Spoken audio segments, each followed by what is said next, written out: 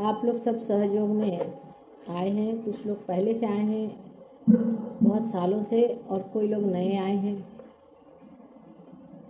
धीरे धीरे सहयोग में संख्या बढ़ने वाली है, इसमें कोई शक नहीं। और सत्य जो है वो धीरे धीरे ही प्रस्थापित होता है। Sorry, I have to say in Hindi because most of them don't understand English, right? But I will later on translate it. सत्य की पकड़ धीरे धीरे होती है। आपके यहाँ ऐसे लोग हैं जो 8-8, 9-9 महीने तक सहयोग में आते रहे, उसके बाद पार हो। सत्य को पाने के लिए हमारे अंदर पहले तो गहराई होनी चाहिए, पर सबसे बड़ी चीज़ है हमारे अंदर सफाई होनी चाहिए।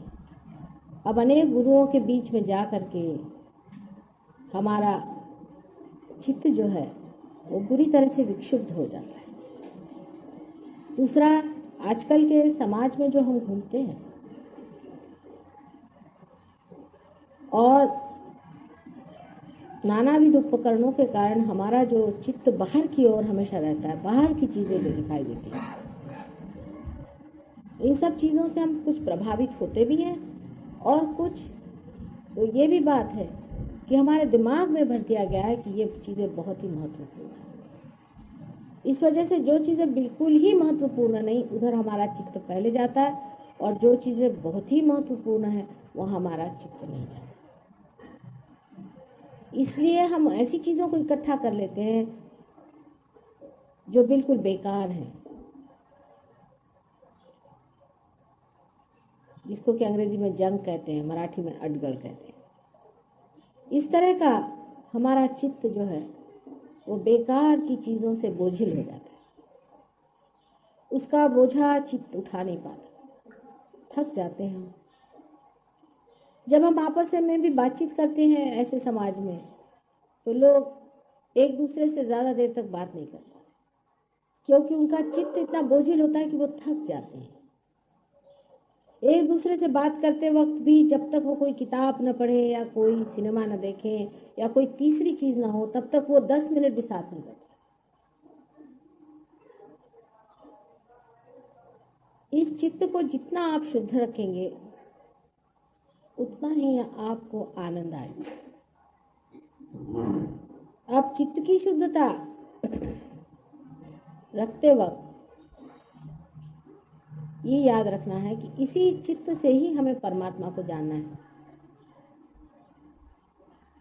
एक बार परमात्मा को जानने के बाद बाकी जो कुछ जानना है बहुत सरल हो जाता है, क्योंकि आप किसी भी चीज को जब सूत्र से पकड़ते हैं तो वो बहुत दूर तक और सूक्ष्म आप पकड़ पाते हैं।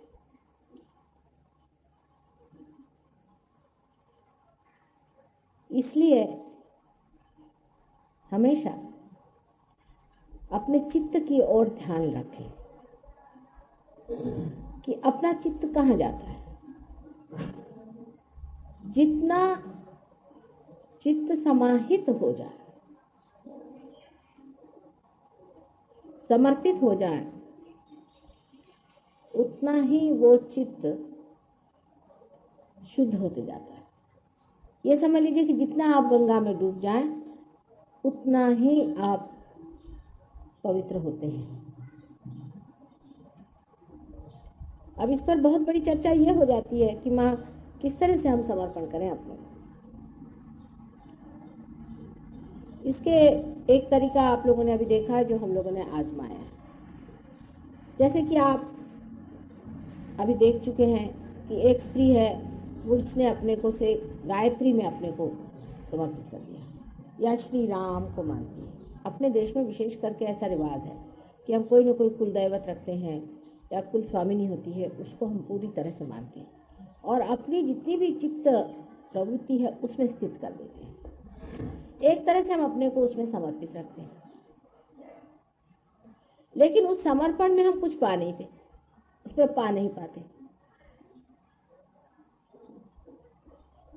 उससे गहराई हमारे अंदर बन जाती है जरूर, लेकिन उस गहराई में हम कुछ पकड़ नहीं पाते। इसी प्रकार समझे कि एक गर कुंभ है या घड़ा है, उसमें गहराई बहुत है, लेकिन उसका मुंह गंगा की ओर नहीं, दूसरी ओर है। लेकिन गहराई बनती जा रही है, लेकिन उस ओर से गंगा उसके अंदर बहने वाली नहीं। वो जो गहराई जिसके कारण बनी है, उसको अगर गंगा की ओर मोड़ दीजिए तो उसमें गंगा फौरन भर आती है। अपने देश में इसका बड़ा भारी लाभ होता है। इसीलिए आपने देखा कि जिसने भी, समझ लीजिए, श्री राम को माना या किसी भी ऐसे दैवी अवतार को माना है और उसमें अपने को समर्पित कर लिया है, वो अगर इतना ही सवाल पूछ ले कि क्या माता जी आप वो शक्ति हैं, तो फौरन उसके अंदर गंगा बहना शुरू हो जाती है। कितना आसान तरीका सहयोग का है, बताइए। इससे दो लाभ है। एक तो ये है कि आज तक की जितनी आपकी तपस्या है वो व्यर्थ नहीं गई, और दूसरा लाभ ये भी हुआ है कि आपने हमें भी पहचान लिया अनायास। जब पहले बहुत से अवतार संसार में आए थे तो उनके साथ जितने उपद्रव हुए हैं वो आप जानते हैं, और किस कदर लोगों ने उनको सताया ये भी आप जानते हैं।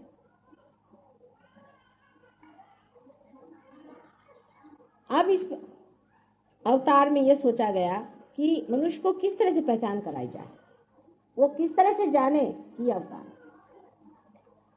क्योंकि मनुष्य बहुत ज्यादा अहंकारी है। वो किसी को अवतार मानने में तैयार नहीं। जब अवतार कार्य खत्म हो जाता है तब वो सोचता है कि अरे क्या गलती हो गई, क्योंकि जब वो मर जाता है तो उसको ज्ञात होता है, तब वो रोता है कि अरे मैंने ये क्या कर दिया। एक साहब थे यहाँ, उनका मैं ट्रीटमेंट करने गई, बहुत बीमार रहते, तो मुझे बताने लगे माँ मुझे एक अजीब सा सपना है कि वह सो रहा था दूसरे कमरे में और मेरे घर वाले सब उसी कमरे में मेरे साथ थे, और आप एक दूसरे कमरे में थे जहां आपकी पूजा हो रही थी, अर्चा हो रही थी। ये जिनको सपना आया था उनका नाम था टी माणिकलाल, और मैं उसमें शामिल नहीं हो पा रहा था, और मैं छटपटा रहा था, मैं उठ नहीं पा रहा था, मैं जा नहीं पा रहा था, और मेरे रिश्तेदार भी मुझे को देख रहे थे और आपको नहीं जान रहे थे। मैं चाह रहा था उनसे कहूं कि जाओ माँ की पूजा। असल में वो अपनी स्थिति मृत्यु के बाद की देख रहे थे, अब उनकी मृत्यु भी हो गई। तब मैं उनसे क्या कहती कि तुम अब मरने वाले हो, उस वक्त तुम्हें ऐसे लगेगा, अभी तुम समर्पित हो जाओ। ये मृत्यु के बाद की छटपटाहट वो देख रहे थे उस वक्त जब वो मर रहे थे तब।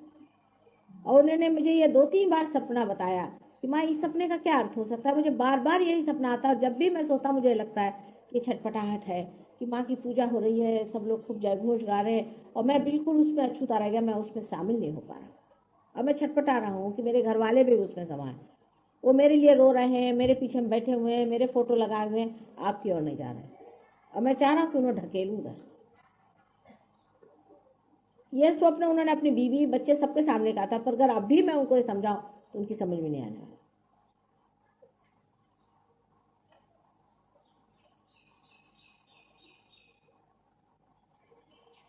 सो इस वजह से अपने देश में एक बड़ी भारी है हमारे लिए सुविधा हो गई है, इस देश में, और देश में नहीं, क्योंकि हम किसी न किसी दैवत को मानते जरूर हैं। अब हरे रामा हरे कृष्णा वाले भी अगर अपनी नगरी हमारे ओर कर दें और हमसे पूछे क्या आप हरे रामा हरे कृष्णा आप ही हैं जिनको हम भजते रहे, तो वो भी, उनका भी विशुद्धि चक्र साफ हो जाएगा और उनके भी गले भर आएंगे। आपने सब अनुभव किए हुए बातें, कोई नई बात मैं आपसे नहीं बता रही। आप लोग भी जब किसी को रियलाइजेशन दे तो पहले ही उनसे ये कह दीजिए कि आप देखिए कि क्या ये वही शक्ति है जिसको आज तक आप मानते रहे। ये अपने देश में बहुत ज्यादा साध्य होता है, विदेश में कम, क्योंकि वहां तो वो किसी को भी नहीं मानते, अपने सिवा दुनिया में किसी को नहीं मानते अधिकतर लोग वहां पर। वहाँ की तो बात ही करना बेकार है, क्योंकि वहाँ तो इस कदर आदमी अलग अलग हो गया है कि एक आदमी यही नहीं जानता कि अपना अभी तक बाप मरा है कि जिंदा है। ऐसे भी वहाँ मैंने बहुत से लोग देखे। तो इन लोग की तो बात ही छोड़ दीजिए। पर हमारे देश में ये बड़ा ही आसान है। जब हम किसी भी इंसान से ये जान लें कि वो कौन से भगवान को मानते हैं, तो महज उससे अगर आप इतना कह दीजिए कि आप पूछे कि क्या ये वही चीज है हमारे सामने या नहीं, मतलब ये कि कोई भी जो सही गुरु हो उनकी बात कर रही हूँ मैं, कोई अगर सही अवतार हो उनकी बात कह रही हूँ मैं, हर एक अजीब सजीब लोगों की बात नहीं कह रही हूँ। तो उसके उत्तर में उनको वाइब्रेशंस आ जाएंगे। 3 मर्तबा ही यहाँ वाइब्रेशन आने चाहिए। लेकिन कुछ कुछ लोग अजीब भी होते हैं, जैसे कि एक आई थी देवी जी, कहने लगी कि मैं रेणुका देवी को मानती हूँ। अब रेणुका देवी का कोई अवतरण नहीं मानना चाहिए खास करके। और इस तरह की विक्षिप्त भी बहुत सारी चीजें लोग मान लेते हैं। तो जो साधारण तरीके से जो हम जिनको हम लोग अवतार मानते हैं उनको मानते होंगे, उनके लिए आप अगर इस तरह से पूछें कि क्या वही है, तो ये कार्य एकदम हो जाएगा। You just put your hand on the liver, everybody is disturbed, all right? और जब उनका चित्त ये जान जाएगा कि ये वही है, धीरे धीरे दोनों में सामंजस्य होता जाएगा और बात उनकी समझ में आ जाएगी। इसमें कोई भी हिचकिचाने की या डरने की बात नहीं। आज तक एक माने में आप जानते ही रहे कि हम कौन हैं, और जब भी ऐसे ही कोई आपने सवाल पूछे तो हमने कह भी दिया खुलेआम कि हम कौन है, हमें इसको कोई डर नहीं लगता। ये तो पूरे कॉन्फिडेंस से हमने हमेशा कहा है कि हाँ ये बात सही है। अगर आप हमसे पूछे तो हमने कह दिया, कोई उसमें डरने की बात नहीं। लेकिन हम तो सिर्फ इसलिए इस बात को समझ के कह रहे थे कि लोगों में इतना ज्यादा अहंकार है, उनसे ये बात जैसे ही पता हो जाती वो डंडा लेके मारने को दौड़ जाते। उनके लिए सबसे बड़ी बात दुखदाई ये होती है कि संसार में कोई भगवान के अवतार में आया हुआ है, क्योंकि उनको लगता है कि सब हमारा जैसे कुछ छिन गया। सारा संसार उनको लगता है कि उनसे किसी ने पूरी तरह से अपने हाथ में ले लिया और उनको अब कुछ नहीं रहा, वो खत्म हो गए, क्योंकि वो अपने को सब अवतार समझे बैठे हुए। मुश्किल तो ये इसलिए जैसे ही वो सुनते हैं कि ऐसी ऐसी बात है तो उनकी शंकाएं शुरू हो जाती।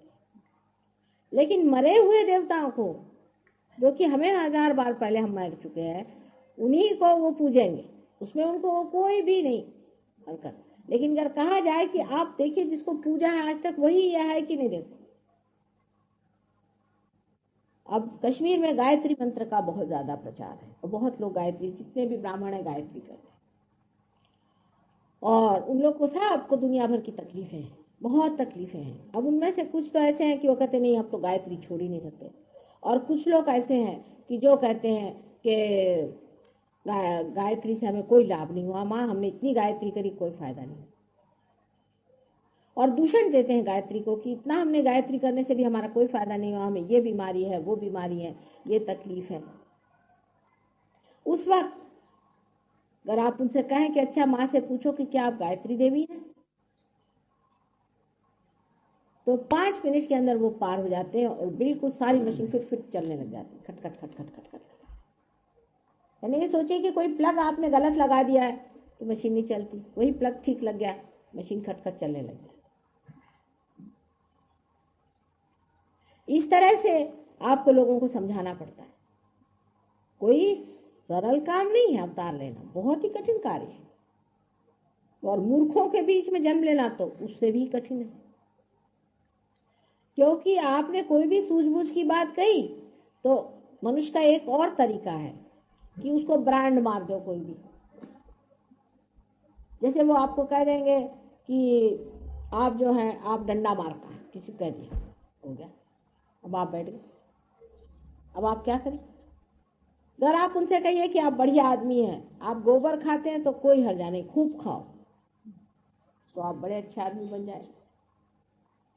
लेकिन अगर आपने कहा कि ये गलत है, इसे नहीं करना चाहिए, हर एक गुरु ने कहा है, आज तक जो असली गुरु है उसने हमेशा कहा, नकली गुरु क्यों कहने चले, उनको तो आपके पैसे से मतलब है, वो तो कहते भाई जो भी करना करो, हमारा पर्स हमको दे दो अपना, तो उनको तो ये प्रॉब्लम है नहीं। ये तो बात तब खड़ी होती कि जब सच्चा गुरु खड़ा होता और वो बताता कि ये नहीं, ये गलत है, ये गलत है, ये नहीं करना है, और ये करना है, ये सही है, ये गलत आदमी है, ये सही आदमी है। इसका जो निरक्षीर विवेक जानता है वही तो बताएगा ना। और जब वो बोलने लग जाता है तो आदमी ने अपने एक तरीके बना रखे हैं कि उसको ब्रांड मार दो कि वो ये है, वो है, वो फलाना है, वो ठिकाना है, हो गया काम खत्म। अब वो आदमी सोचेगा कि ये तो हम इनके भले के लिए बता रहे हैं। अपने बाप के लिए भी आजकल बनाते हैं लोग ब्रांड, अपने माँ के लिए भी बनाते, अपने टीचर्स के लिए भी ब्रांड बनाते हैं, नाम दे दिया उनका, नामकरण संस्करण कर दिया, क्योंकि आपके समझ में बात नहीं आई इसलिए आपने कह दिया। ये आजकल का मॉडर्न तरीका है। पुराने जमाने में उल्टे लोग गुरुओं के पास बैठे रहते थे घंटों, ये सुनने के लिए कि वो हमें बताएं हमारा क्या दोष, कान पकड़ के गुरु के सामने बैठे रहते थे। और अभी तक भी जो सच्चे गुरु है, अभी भी जो सच्चे गुरु लोग हैं, वो सबके उल्लू सीधे करते, और उनके तरीके इतने कठिन होते हैं कि उनका वर्णन ही नहीं कर सकते। मैंने आपसे बताया था एक साथ कैसी टांगे तोड़ दी थी, और वो गले में डालकर भेजा था मेरे पास। किस तरह से एक आज्ञा चक्र निकालने तक के लिए उन्होंने किस तरह से आफत मचाई। लेकिन फिर एक बात तो गुरु की हुई, वो तो मनुष्य ही हुआ। फिर कोई अवतार हुआ, उसके पीछे तो पहले ही से डंडे लेकर लोग खड़े रहते कि अवतार हुआ माने कैसे, उसके घर में ही भूत घुसा देंगे। जैसे रामचंद्र की जमाने में मंथरा जैसी एक दासी की बात उन्होंने सुन ली। कहीं दासी की भी कोई बात सुनने की होती, कई जैसी समझदार औरत ने एक दासी की बात सुनी, उसके पीछे में श्री राम को जंगल जाना पड़ा, सीता जी को नंगे पांव चलना पड़ा, कितनी दुख, कितनी विपत्ति, लेकिन वो भी एक कार्य था, चलो हो गया।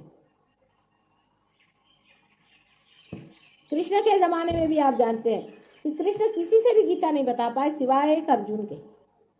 ऐसे थोड़ी कि 50 को बिठा करके बता रहे। तो कृष्ण किसी से कहते कि सर्वधर्माणाम परित्यज्य मामेकम शरणम व्रज, तो उनको ब्रांड मार देते वो लोग एक।